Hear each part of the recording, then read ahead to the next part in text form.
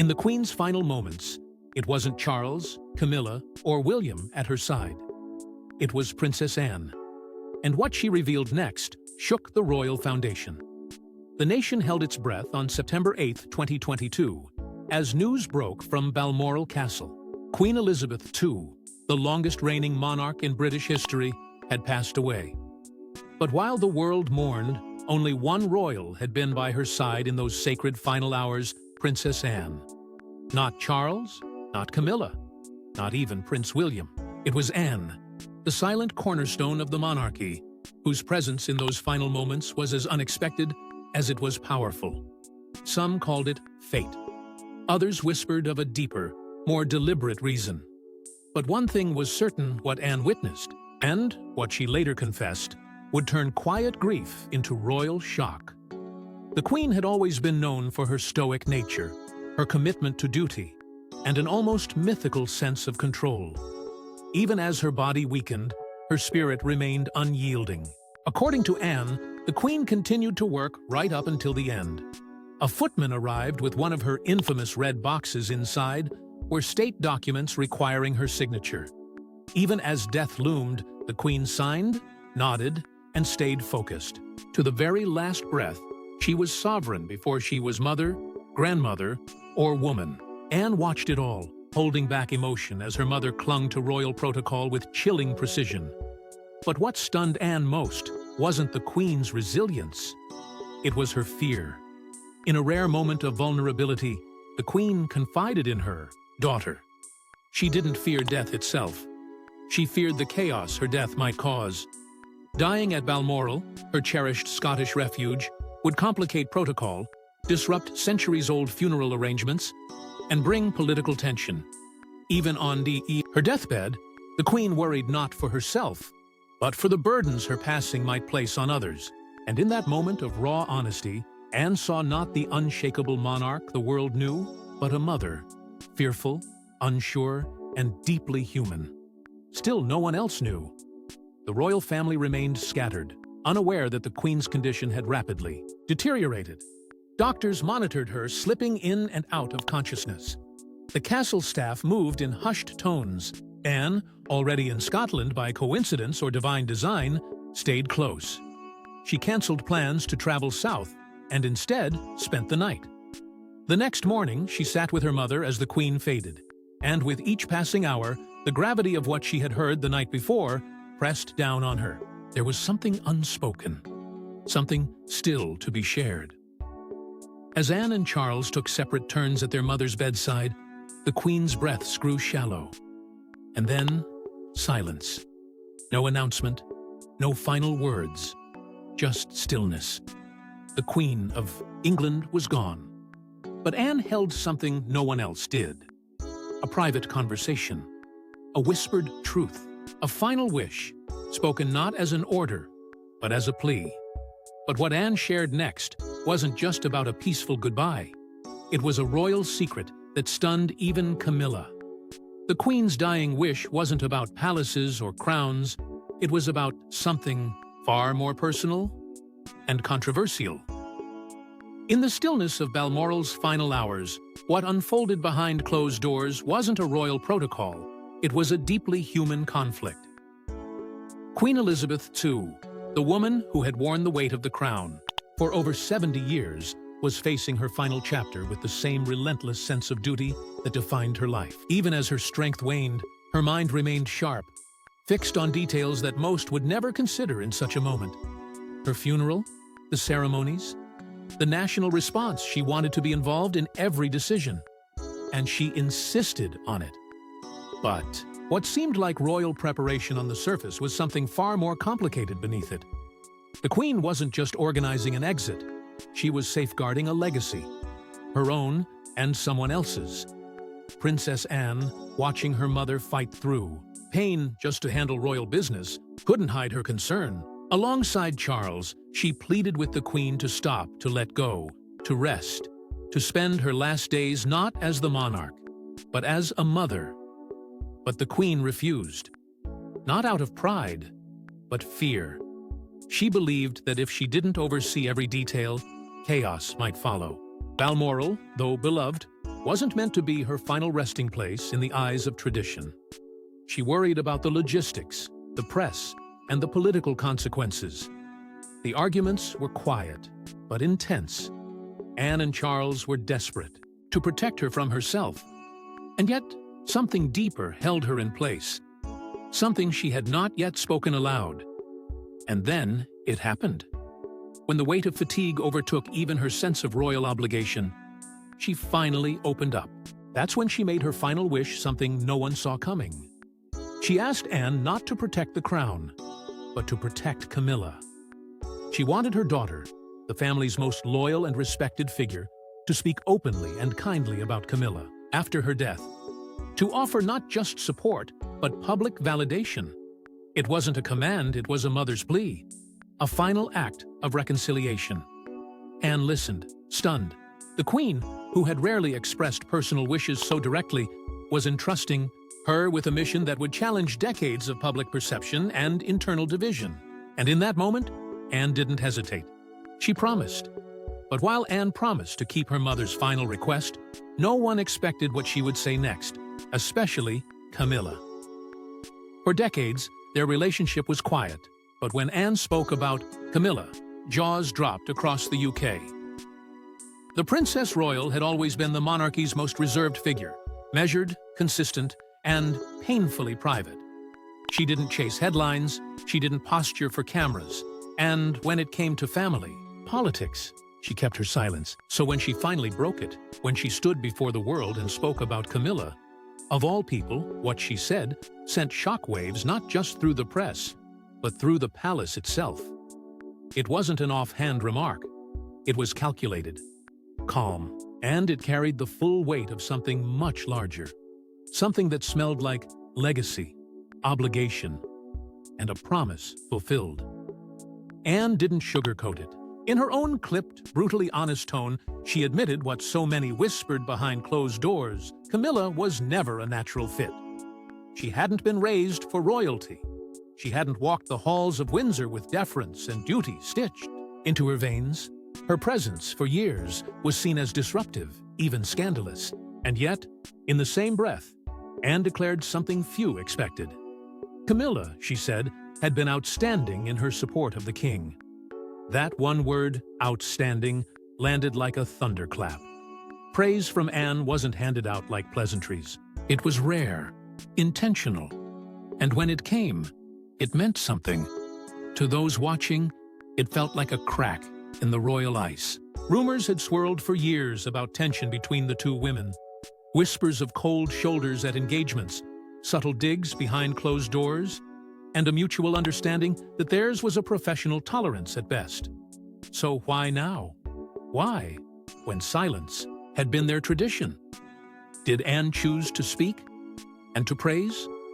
The answer wasn't in her words. It was in what came before them. Because this wasn't just a compliment. It was the echo of a vow. A final wish made by a dying queen. Passed down in the stillness of Balmoral and carried like a torch by the daughter she trusted most. Elizabeth had asked Anne to protect Camilla.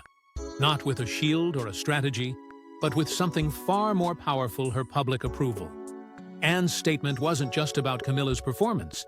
It was about fulfilling a sacred request, one that would soften the transition, bridge the divides, and calm the lingering resentment simmering in the shadows of the crown.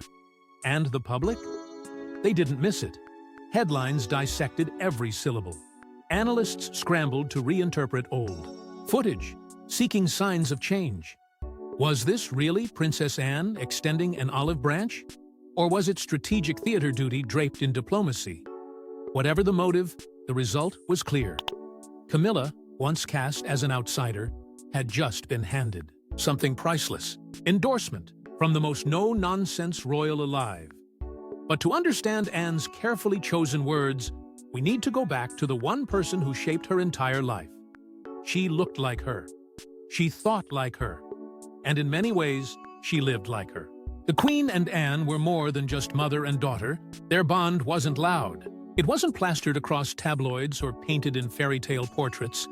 It was built in the quiet, behind palace walls, forged through silence, duty, and the crushing weight of royal expectation. Princess Anne, from a young age, didn't just resemble her mother in face, she mirrored her in discipline, in drive, and in defiance of emotion, where the crown demanded composure. As the world watched a monarch raise a nation, Anne was learning what it meant to stand in her shadow, not as a child seeking affection, but as a daughter determined to understand what made her mother so revered and so alone. Even as a child, Anne sensed that she wasn't being raised like the others. Her mother, ascending to the throne when Anne was just 2, was no longer just mummy. She became sovereign, answering to Parliament, the Commonwealth, and the world. Anne learned early what sacrifice looked like: long separations, holiday absences, and missed milestones. As Elizabeth toured the Commonwealth, Anne grew up in the care of nannies and tutors. But what could have driven a wedge only deepened Anne's resolve. She didn't rebel against the Queen's absences.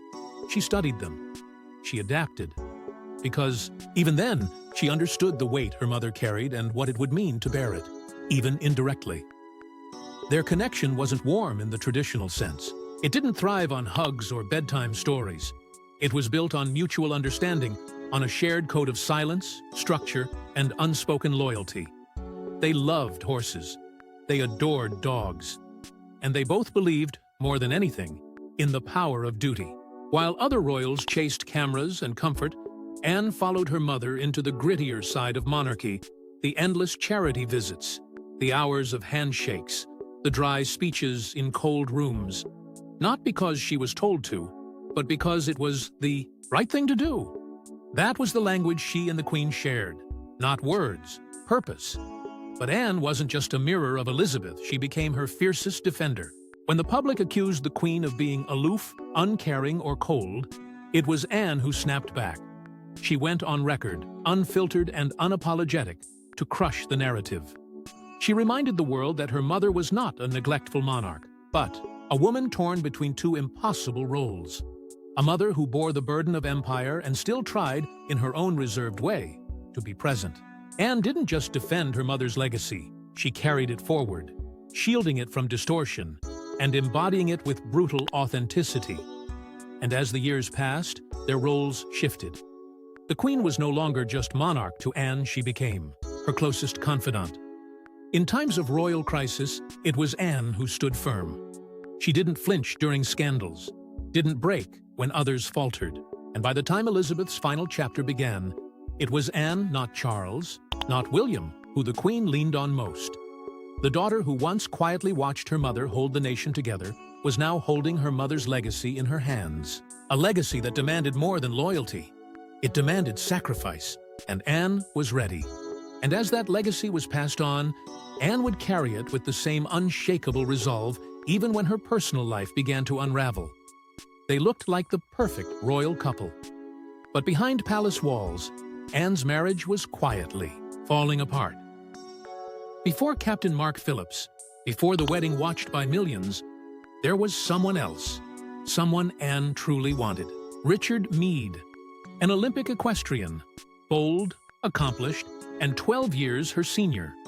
They shared a passion for horses, a bond that felt deeper than protocol. But to her father, Prince Philip, the age gap was too much. The match was dismissed. And just like that, Anne's first chance at love was lost not to scandal or betrayal, but to royal interference. It was the first time Anne truly learned what the crown could take from her. Then came Mark Phillips. He seemed perfect military man, Olympic champion, and just as in love with horses as Anne.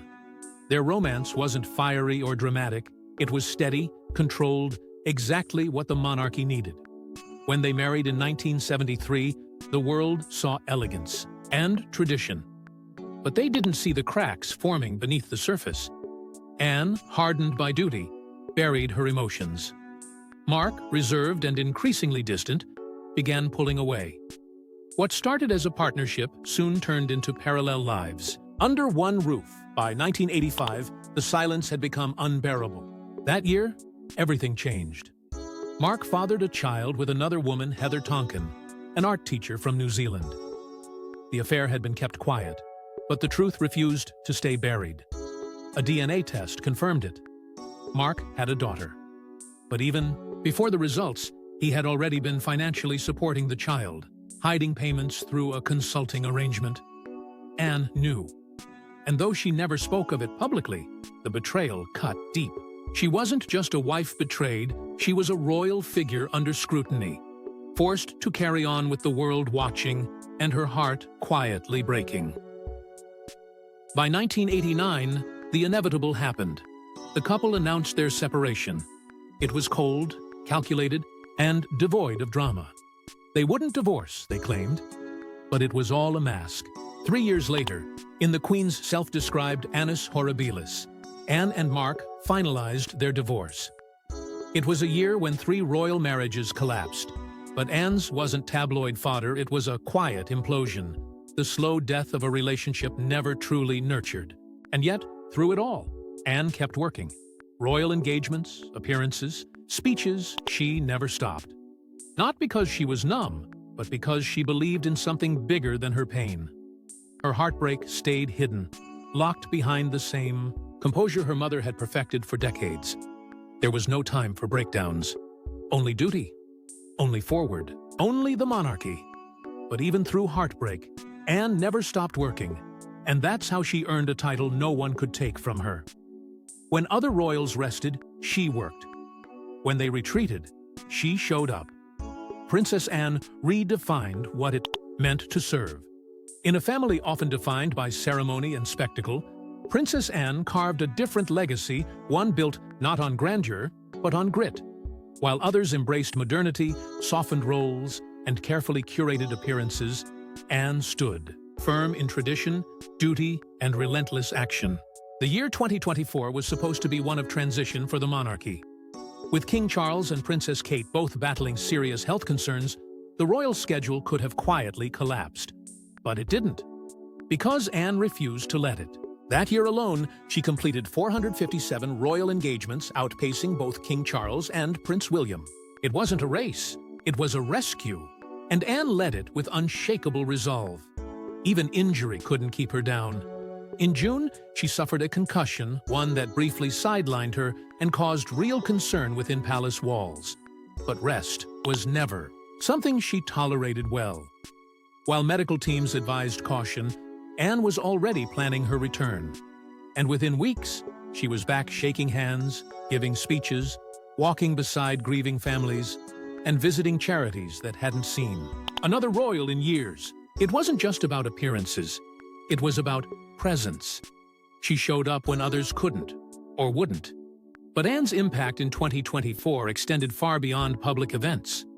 Quietly, behind the scenes, she had begun mentoring the next generation, specifically Princess Charlotte. Many viewed it as symbolic, but it was more than that. Anne wasn't just teaching protocol, she was instilling principles, discipline, resilience, and the ability to endure the weight of public expectation without losing oneself. Charlotte, still so young, was being shaped by the one royal who never wavered, and Anne took that responsibility as seriously as any state function. In the face of royal uncertainty, Anne became the monarchy's backbone. With Charles undergoing treatment and Kate absent from public view, the stability of the institution rested on those who could remain standing. Anne didn't just remain, she thrived. She kept the public connected. She kept the royal presence alive. And in doing so, she gained something rare in the world of royalty: unanimous respect. Royal experts, politicians, even members of the public who had long grown cynical, began to speak of her not as a side figure, but as an essential force. Her no-nonsense attitude became her badge of honor. There were no extravagant statements, no curated Instagram posts, no PR stunts, just work. Tireless, thankless, often overlooked but always done. That's how Anne built her legacy. That's how she honored her mother's name. Not by asking for recognition, but by proving every single day that she didn't need it. And while she never chased the spotlight, Anne's actions during the Queen's funeral revealed just how central she was to the crown. She was the last to leave her mother's side, and the first to honor her in the most intimate way possible. When the world watched a nation mourn, Princess Anne was already in motion, carrying a responsibility far greater than ceremony. The loss of Queen Elizabeth II was not just the passing of a monarch, it was the closing of an era, a final breath of the one woman who had defined stability for over 70 years. But before the headlines, before the procession, and long before the pageantry, there was Anne, silent, steady, alone with grief, and tasked with a sacred duty no one else could fulfill. In the days following the Queen's death, the vigil of the princes marked a moment of history, but this time, it was different. For the first time, a daughter stood among sons. Dressed in uniform, unshaken and dignified, Anne took her place alongside her brothers, shoulder to shoulder around their mother's coffin. It was a silent watch, lasting only minutes, but its weight stretched across centuries. For Anne, this wasn't just tribute. It was her final stand beside the woman who had shaped every inch of her life. And she stood with the poise only grief could teach. But her duty didn't end at the vigil.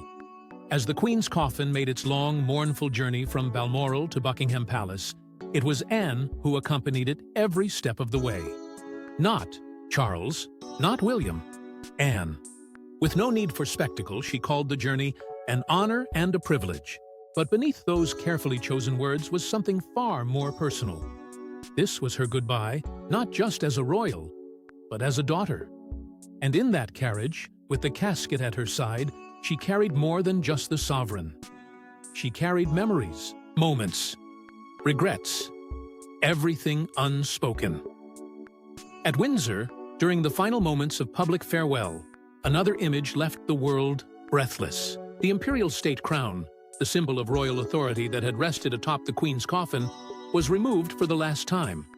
And in that single delicate motion, the transfer of power became real. For Anne, it wasn't just a crown being lifted. It was a legacy being laid to rest. She later admitted to feeling something strange in that moment, a wave of relief. Not just that the burden had passed, but that her mother could finally rest. The woman who had given everything could now receive something in return, peace. But through it all, Anne didn't break. She didn't collapse under the weight of public mourning. Her grief was wrapped in armor, the same way her mother had taught her. And in that quiet strength, the world saw something powerful. Elizabeth's spirit hadn't died. It had simply moved on into Anne. But even as Anne mourned, she quietly prepared for the future and the next generation of royals. She made a promise to the Queen, and she kept it. But what comes next might redefine the monarchy forever. In the wake of Elizabeth's death, it wasn't King Charles or William who steadied the royal ship. It was Anne. Quietly, methodically, and without spectacle, she became the monarchy's most dependable pillar. While the family faced illness, fractures, and growing public skepticism, Anne focused not on applause, but on action. One of her most personal undertakings was the mentorship of Princess Charlotte. Not for headlines or legacy points, but because she understood the importance of continuity. She saw in Charlotte a spark of the Queen's resilience, a seriousness in her young eyes that reminded Anne of herself. And she knew, if the monarchy was to survive another generation, that spark needed guidance, not grooming. But Anne's influence didn't end with the next generation. She was the calm within chaos, the one who never wavered, as public trust in the royals teetered on the edge. As Charles took the throne under a cloud of grief, and Camilla stepped into a role many believed she'd never be allowed to hold, it was Anne who kept the tone dignified. Her composed presence at engagements, her unwavering work ethic, and her public statements carried a weight that couldn't be measured in titles. When she spoke, especially about Camilla, people listened, and it wasn't lost on anyone that Anne's words seemed to fulfill a promise whispered to her in the Queen's final hours. The reluctant praise she gave Camilla wasn't just a courtesy, it was strategy, emotion, and duty intertwined. By acknowledging Camilla's dedication, Anne signaled to the public that the Queen Consort had earned her place. Slowly, the narrative began to shift. The outrage softened. The murmurs of resentment quieted. And while Charles continued his reign with Camilla by his side, it was hard not to wonder, would that acceptance have ever come without Anne's influence? Speculation ran wild. Some believed Anne had orchestrated it all with surgical precision. Others thought it was simply a matter of respect for the Queen's final request. But the truth was likely somewhere in between. Anne didn't ask to be a power player. She didn't maneuver for influence. She simply showed up again and again, until her consistency became unshakable authority. Her mother ruled with tradition, Anne stabilized with presence. And now, as the monarchy braces for whatever storms may come, Anne's legacy is no longer just one of service. She has become the unmovable foundation, the one who guarded her mother's values while quietly shaping the future. As the crown moves forward, one thing is clear. Princess Anne is no longer just the Queen's daughter. She's the silent force behind the monarchy's survival. Thanks for watching. Don't forget to like and subscribe. And we will see you in the next one.